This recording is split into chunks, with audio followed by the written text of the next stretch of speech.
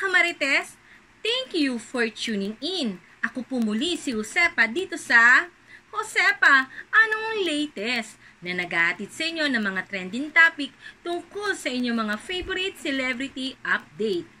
Eto nga, mainit na pinag-usapan sa mga social media. Maymay Entrata, ibinuking sina Alexa Ilacad at KD Estrada na mas kilala natin sa tambalang KD Lex. Narito ang nasabing video, ating sabay-sabay panoorin. Oh, you're so pretty! Sige po, dun po kayo. You're so pretty! Just like you! Ay, live ko pala. Yes! Ang arte ko naman doon. Say hi!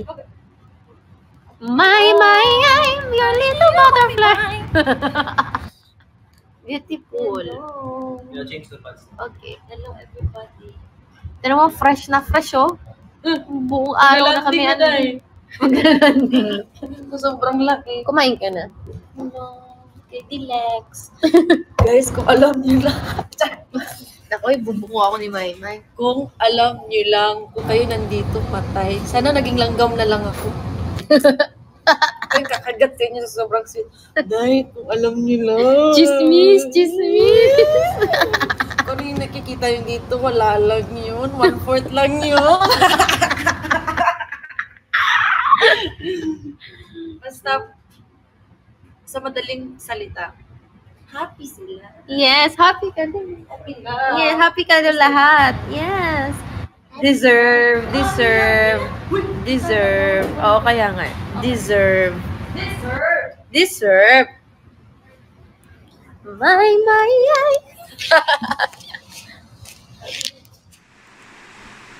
Nakakatuwa naman ano, kitang-kita mo ang closeness ni Maymay Entrata sa KD Lex, diba? At kay Alexa Ilacad, diba? Natutuwa ako rito kay Maymay. Kung ako kay Alexa lolo, di ba ganyan din naman kayo, diba? Pag off cam, mas sweet na sweet, diba? Ito si Maymay talaga. Charot-charot, ganyan din kayo dati ni Edward Barber. Pag off cam, nilalanggam. At talaga naman tumitigil ang pag-ikot ng mundo sa inyong dalawa, diba? Ganyan kayo ka-sweet ni Edward Barber pag off-cam na hindi nakikita ng camera. At talagang pinag-usapang maigi nga ito sa mga social media, lalo na sa Twitter world, ang pagbubuking ni Maymay Entrata sa kaswitan ng KD Lex. O, diba?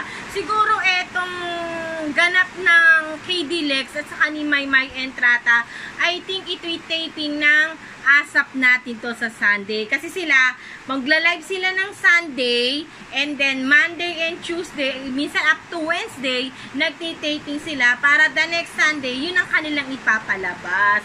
Siyempre, alam nyo naman, mula na nag-pandemic, ganyan na nagiging sitwasyon ng mga kaganapan sa mga palabas sa TV. Dahil siyempre, mahal ang swab test. Diba? Dahil kada show nila o kada taping nila ay swab test ka ng swab test.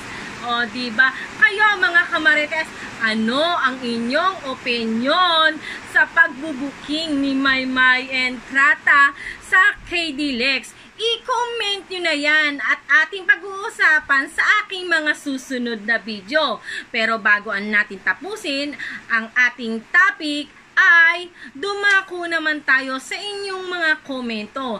Ating basahin at ako'y magbibigay ng aking opinion sa inyong mga komento.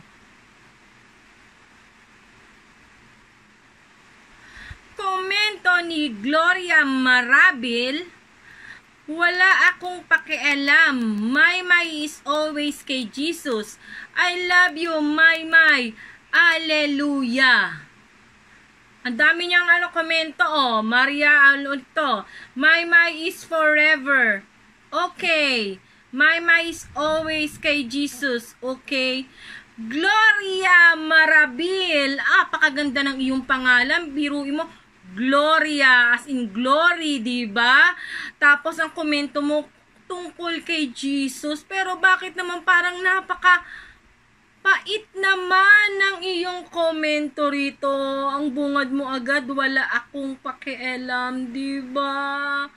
Ay, tapos nagamit mo pa si Papa Jesus, tapos gano'n ang iyong komento. Diba nakakasad naman yun? Imbis na maging positive na lang tayo. O, diba, wala akong pakialam mo siya. Hahayaan ko na kung si Maymay lang talaga ang iyong gusto at sinusuportahan. Kung yan ang magpapasaya sa'yo, diba? Maraming salamat, Gloria Marabil, sa iyong komento. Okay, hanap naman tayo ng medyo positive na comment sa ating YouTube channel. Komento naman ni Elsa Cuson. Mayward hanggang dulo. O, diba? O, Alicia Fernandez, Mayward is the best tandem. Amazing sila. Walang makapreplace nila sa isa't isa. O, diba? Yan ang mga positibong komento. Maraming salamat, Elsa at Alicia. Ito, komento naman ni Grace Mayward, #fan, Dodong, sana pag may pa wala na sila, diba? No, parang naguluhan ako doon. Dodong, sana pag may pa wala na sila, diba? Parang naguluhan ako doon. Komento naman ni Norhata Ali, hindi na sila love team. Oh, Norhata Ali, kung napanood mo at mukhang hindi mo pa napapanood ang aking nakaraang mga video, ay pinaliwanag ko na ito.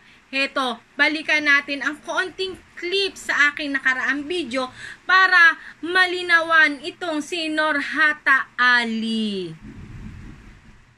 Wala nang Mayward. Sino may sabing wala nang Mayward? Sinabi ba ni Maymay na wala nang Mayward?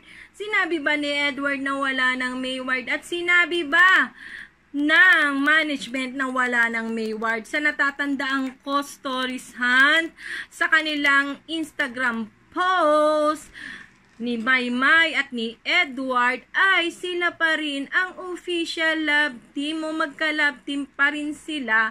Hindi man magkatotoong yung ating gustong mangyari sa kanila na maging real sila, pero sinabi nila na sila pa rin ang official love team o magka-love team. Sana huwag tayong gumagawa ng sarili nating mga kwento. Kung wala man silang ngayong show na magkasama o walang project na magkasama, still sila pa rin ang kinikilala ng management at sila pa rin, kinikilala pa rin nila ang isa't isa na ka-love team nila ang isa't isa, diba? Kung ang mga project man nila ngayon na dumarating ay laging individual o mga solo project nila, maybe binibuild sila ng management o binibuild nila yung sarili nilang kakayahan. Diba, pinamamalas nila dahil syempre, paglabas pa lang nila ng PBB, Mayward na sila. Gusto naman nila na makilala natin sila as individual dahil talaga namang napaka-talented naman talaga ng ating mga lodi na sina Maymay Entrata at Edward Barber. Komento ni Joycelyn Ann Sebastian, ano ba yan? Fan service lang ni Edward. Kinilig ka na. Oh, eto, Joycelyn Ann Sebastian, wala kang pakialam kung kinikilig ako kay Edward o sa Mayward dahil feeling ko to, diba? Oh, fan service lang yan. O, sana nga araw-araw mag-fan service si Edward at ang Mayward para lagi akong kiligin. At saka isa pa, trabaho yan ng mga artista, diba? Kung siya'y may ka-love team, diba? Pakiligin tayo, pero hindi naman nila intensyon na kiligin tayo sa kanilang mga biruan. Pait naman ni Joycelyn Ann Sebastian. O, di pa, paulit-ulit ko naman sinasabi dito sa aking vlog, sa aking mga video, na ito'y damdamin ko't hindi nyo damdamin. Hindi natin saklaw ang nararamdaman ng bawat isa. Pero ang nakakasigurado ako ay deserve ng bawat tao ang irespeto para irespeto ka rin, 'di ba? Kasi kusa natin 'yang binibigay, 'di ba? O paano mga kamarites? Maraming salamat sa inyong pagsuporta sa aking YouTube channel, sa panonood sa aking mga video, at yung mga hindi pa nakasubscribe dyan, o baka naman naglalambing ang inyong Lola Josepa. Pakiclick na ang subscribe at huwag kalimutan i-click din ang bell button para lagi kayong updated sa mga latest video ko. Ho, paano mga kamarites? Hanggang sa susunod na mga video na ating tatalakayin na mga trending topic at usap-usapan sa mga social media. O paano mga kamarites? Hanggang sa muli! Paalam!